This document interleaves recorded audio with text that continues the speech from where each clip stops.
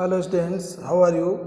हम स्टार्ट करने जा रहे हैं क्लास 11th की हॉर्नबिल जो बुक है उसका जो पोइट्री पोर्शन है, उस पोइट्री पोर्शन की सेकंड पोएम जिसका नेम है द लेबरनम टॉप। लेबरनम जो है वो एक ट्री है और टॉप का मतलब उस ट्री का जो ऊपरी हिस्सा है, सबसे टॉप वाला हिस्सा है, उसके बारे में बात करेंगे।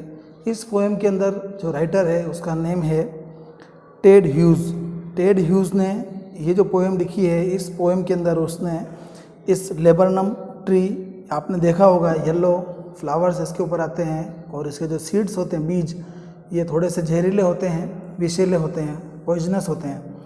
ठीक है, तो इस ट्री और साथ में इससे जो रिलेशन बता रखा है, एक गोल्ड फिंच करके एक बर्ड आता है जिसको हिंदी में सोन चिड़िया कहते हैं। इन दोनों के बीच में ये पोएम है कि किस तरह से पेड़ जो है, जो आपका लेबरनम ट्री है, वो उस चिड़िया के बिना उसकी क्या कंडीशन होती है और जब चिड़िया उस ट्री पे आके बैठती है तब उसकी क्या सिचुएशन होती है। इन दोनों के बीच में रिलेशनशिप को टेड ह्यूज़ ने बहुत अच्छे से यहाँ पर प्रेजेंट किया है। ठीक है, तो आइए थोड़ा सा इस पोएम के बारे में पहले पढ़ लेते हैं कि यहाँ जो ये पोएम है, ये एक लेबरनम ट्री, यानी कि लेबरनम जो ट्री है इसको हिंदी में अमलतास का वृक्ष बोलते हैं। और मैंने आपको उस चिड़िया का नाम बताया गोल्ड फिंच, जो कि बोर्ड पे लिखा हुआ है, उसका मतलब होता है सोन चिड़िया। इसके बारे में ये पूरी पोएम है कि चिड़िया के बिना जो पेड़ है वो बिल्कुल लाइफलेस खड़ा रहता है, यानी कि जीवन विहीन सा खड़ा रहता है। लेकिन जब चिड़िया उसके ऊपर आके बैठ जाती है तो उस ट्री के अंदर जीवन का संचार होता है, यानी कि ऐसा लगता है मानो कि अगर चिड़िया नहीं है तो ट्री का कोई अस्तित्व नहीं है, ट्री बिल्कुल न्यूट्रल हो जाता है। लेकिन जब चिड़िया उस ट्री के ऊपर आकर बैठती है तो वो बिल्कुल खिल उठता है। जैसे ही चिड़िया वृक्ष से उड़ती है वापस, वो जो पेड़ है वो शांत और जीवन विहीन यानी कि लाइफलेस हो जाता है। तो वन बाय वन अपन इसके स्टेंजा पर नज़र डालते हैं और देखते हैं कि किस तरह से राइटर ने इसको लिखा है। स्टार्ट करते हैं अपना स्टेंजा नंबर 1। मैं स्टार्ट कर रहा हूँ। The laburnum top is silent, quite still. In the afternoon yellow September sunlight, a few leaves yellowing, all its seeds fallen. अगर कुछ वर्ड्स के बारे में यहाँ पर डिस्कस करें तो लेबरनम, जैसा कि मैंने आपको बता चुका हूँ कि एक ट्री है जो हाइट में छोटा होता है और येलो फ्लावर इसके ऊपर आते हैं और इसके सीड्स जो होते हैं वो थोड़े विषैले यानी कि पॉइजनस होते हैं। टॉप का मतलब पेड़ का जो ऊपरी हिस्सा है उसके लिए आया हुआ है। साइलेंट मतलब आप जानते हो शांत होता है। क्वाइट का मतलब भी पूरी तरह से बिल्कुल। स्टिल का मतलब स्थिर खड़ा रहना, मोशनलेस होकर। सनलाइट मतलब आप जानते हो सनलाइट जो धूप होती है। येलोइंग का मतलब यहाँ पर है पीले हो रहे हैं या पीली हो रही है। फॉलन का मतलब होता है गिर चुके हैं। तो इन तीन जो लाइनें हैं यहाँ पर लिखी हुई है, इसका मीनिंग अगर अपन बात करें तो बहुत सिंपल इसका मीनिंग है। वो ये है कि the laburnum top is silent quite still, यानी कि सितंबर के महीने की जो तीसरे पहर की पीली धूप में जो लेबरनम ट्री की जो चोटी है वो बिल्कुल शांत है, बिल्कुल स्थिर है। इसकी कुछ पत्तियां जो है वो पीली हो रही है और इसके सारे जो बीज हैं वो भी गिर चुके हैं। तो बहुत सिंपली इन 3 लाइन का मीनिंग यहाँ पर हमने देखा है। अगला जो स्टेंजा आपका आता है वो ये आता है कि सेकंड स्टेंजा में लिखा हुआ है till The goldfinch comes with a twitching chirp, a suddenness, a startlement at a branch end, then sleek as a lizard and alert and abrupt the others the thickness and a machine startup of chitterings and tremor of wings and thrillings। यहाँ पर कुछ words आए हैं इस stanza के अंदर, उस पर थोड़ा डिस्कस कर लेते हैं। एक तो आया है गोल्ड फिंच। गोल्ड फिंच मतलब मैं आपको बता चुका हूँ सोन चिड़िया, एक तरह का वर्ड्स होता है जिसके जो फीदर्स होते हैं वो येलो होते हैं। ठीक है। ट्विचिंग का मतलब होता है एक झटके के साथ में, विथ अ जर्क। ट्विचिंग मतलब एक झटके के साथ। चर्प का मतलब होता है पक्षियों की जो चहचहाहट होती है उसको चर्प बोलते हैं। सडननेस का मतलब है अचानक। स्टार्टलमेंट का मतलब होता है चौंक जाने का जो भाव होता है, सडन शॉक जो लगता है ना, उसको स्टार्टलमेंट बोलते हैं। इसके बाद स्लिक। स्लिक का मतलब होता है चिकनी और चमकदार। Smooth and shiny. लिजार्ड मतलब आप जानते हैं छिपकली को बोलते हैं। अलर्ट का मतलब भी आप जानते हैं चौकन्ना होना, सावधान होना। एब्रप्ट का मतलब होता है अनएक्सपेक्टेड यानी कि अप्रत्याशित, ठीक है। और इसके बाद एक और वर्ड आया है इसके अंदर चिटरिंग्स। चिटरिंग्स का मतलब चहचहाट की जो आवाज़ें होती हैं वो चहचहाट है, उसको चिटरिंग्स बोलते हैं। ट्रेमर मतलब होता है तेज कंपन यानी कि क्विक मूवमेंट को आप ट्रेमर बोल सकते हो। ट्रिलिंग्स का मतलब होता है repeated short height sound. Repeated short high sound यानी कि तेज कंपन या तेज स्वर की जो आवाज़ आती है उसको ट्रिलिंग्स बोलते हैं। तो मीनिंग देख लेते हैं इस स्टेंजा का अपन वन बाय वन। तो इसमें लिख रखा है कि जो लेबरनम ट्री है उस ट्री पर सोन चिड़ी के आने तक वो शांत रहता है। जब तक चिड़िया नहीं आती तब तक वो साइलेंटली खड़ा रहता है बिना किसी मूवमेंट के।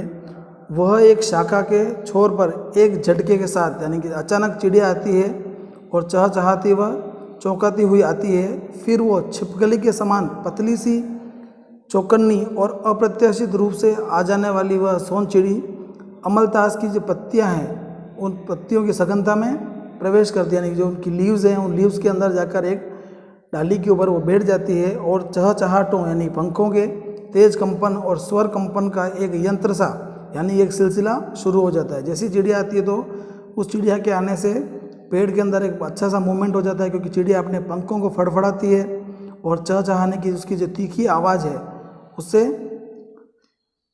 पूरा ट्री जो है वो एक बिल्कुल शांत वातावरण जो है वो बिल्कुल अशांत में बदल जाता है। ठीक है, नेक्स्ट बात करते हैं अपन। The whole tree trembles and thrills, it is the engine of her family, she stokes it full then floods out to a branch and showing her bad face identity mask. इसके अंदर कुछ word आए हैं। Whole का मतलब आप जानते हो संपूर्ण या पूरा होता है। ट्रेम्बल का मतलब अगेन शिवर्स यानी कि कांप उठता है, हिल जाता है। थ्रिल्स का मतलब रोमांचित हो उठता है।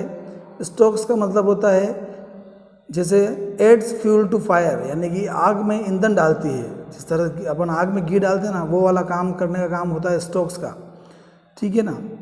यानी कि यहाँ पर अगर मीनिंग देखें तो इसका मतलब ये होता है कि भोजन खिलाती है। किसको खिलाती है वो भी अब आगे पढ़ेंगे अपन। फ्लड्स आउट यानी कि फुदकती है। ब्रांच का मतलब होता है शाखा। शोइंग का मतलब होता है दिखाते हुए। अब यहाँ पर वर्ड आया है बार्ड। बार्ड का मतलब होता है धारीदार। आइडेंटिटी का मतलब पहचान होता है। और मास्क का मतलब आप अभी यूज़ कर रहे हैं अपन मास्क यानी कि मुखौटा या नकाब बोलते हैं। तो इस पैराग्राफ में लिखा हुआ है कि सोन चिड़ी के आने पर पूरा का पूरा पेड़ उसके बच्चों की तीखी चहचहाट से हिल उठता है और रोमांचित हो उठता है। रोमांचित हुआ यह पेड़ सोन चिड़ी के परिवार का इंजन बन जाता है, अर्थात वे और अधिक शोर करना प्रारंभ कर देते हैं, ठीक है ना। सोन चिड़ी इसे यानी कि इस पेड़ को अपने शोर रूपी ईंधन से पूरी तरह भर देती है, अथवा सोन चिड़ी अपने बच्चों को भोजन कराती है, फिर अपना धारीदार चेहरा दिखाती हुई किसी शाखा के किनारे पर फुदकती है।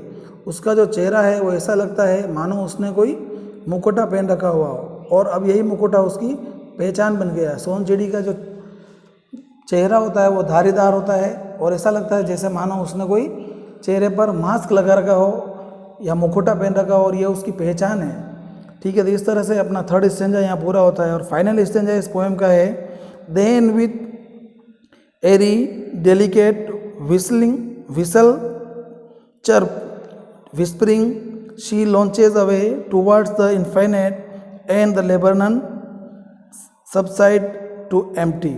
अगेन फाइनली सबसे पहले अपन ने पढ़ा कि पेड़ खाली खड़ा था, चिड़िया उस समय नहीं थी। सेकंड बाद में अपन ने पढ़ा कि वो उसका वेट करता है, चिड़िया आती है, चिड़िया उसके ऊपर बैठ जाती है। चिड़िया के बैठने के बाद उसकी चिड़िया की जो पूरी फैमिली है वो शोर करना स्टार्ट कर देती है और पेड़ में मानो जान आ जाती है, और वो पेड़ जो है उस चिड़िया के परिवार के लिए इंजन का काम करता है, ठीक है। और फाइनली और चिड़िया जो है अपने बच्चों को उस पेड़ पर बैठकर भोजन कराने का स्टॉक मतलब भोजन कराने का काम भी करती है। और फाइनली अपन देख रहे हैं फोर्थ स्टेंजा के अंदर कि किस तरह से चिड़िया वापस उड़कर चली जाती है और वापस पेड़ जो है वापस पहले की तरह शांत हो जाता है, लाइफलेस की तरह खड़ा हो जाता है। यानी कि चिड़िया से ही उस पेड़ का जीवन है, चिड़िया नहीं है तो पेड़ का कोई अस्तित्व नहीं माना गया है इस पोएम के अंदर। तो इसमें लिख रखा है ईरी। ईरी मतलब होता है रहस्यमय, मिस्टीरियस यानी कि अद्भुत।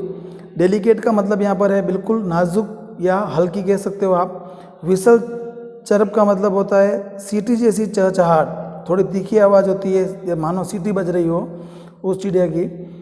विस्परिंग का मतलब होता है फुसफुसाहटें। लॉन्चेज अवे का मतलब होता है फ्लाइज अवे यानी कि उड़ जाती है। टुवार्ड्स का मतलब किसी की तरफ। इन्फिनिट का मतलब अनंत यानी कि आकाश की तरफ उड़ जाती है। सबसाइड्स का मतलब वापस रह जाता है। एम्प्टी का मतलब खाली।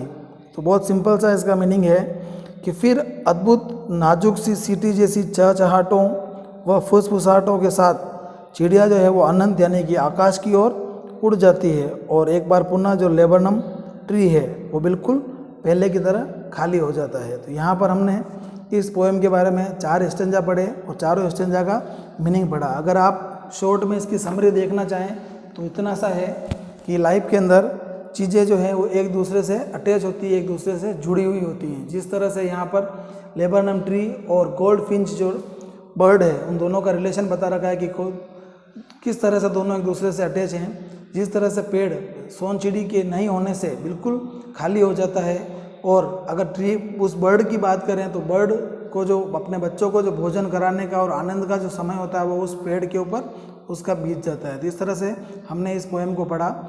आप इस पोएम को अच्छे से सुने और इसके जो क्वेश्चन आंसर्स वगैरह हैं उसको करने का एफर्ट करें। तो आज के लिए बस इतना ही। फिर मिलते हैं हम अगली पोएम के साथ अगले वीडियो में। तब तक के लिए thank you very much. Goodbye, take care.